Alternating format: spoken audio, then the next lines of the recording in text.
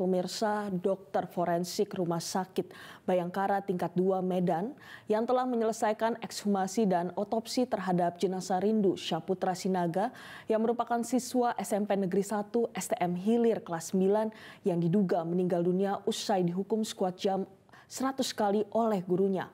Pihak dokter forensik membawa sejumlah jaringan tubuh dari jasad Rindu untuk diperiksa di Laboratorium Patologi Anatomi Fakultas Kedokteran Universitas Sumatera Utara.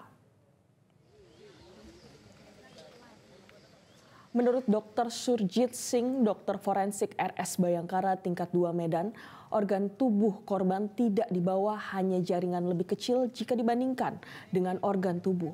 Ada beberapa jaringan yang dibawa untuk dilakukan pemeriksaan patologi anatomi di Laboratorium Universitas Sumatera Utara. Jaringan yang diambil dari jasad korban diantaranya dimulai dari paru, ginjal, dan lainnya. Proses pemeriksaan di Laboratorium Patologi Anatomi USU di Medan diperkirakan memakan waktu antara 3 hingga 4 minggu.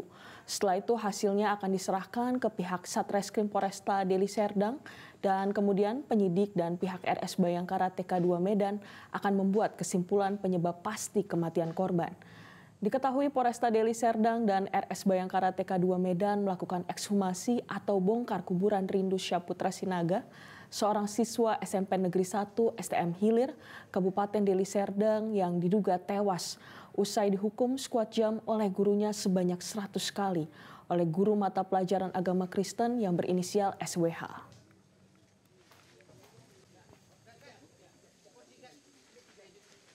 Organ nggak ada, no.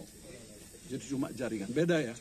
Kita berbicara mengenai organ, beda dengan jaringan. Itu pun diambil sedikit jaringan ya. Sebagai sampel. Jaringan ya, itu ya.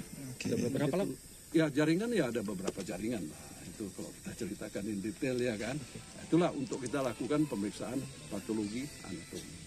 So mengenai hasil kalau ditanya kapan, ya kami menunggu hasil PA-nya.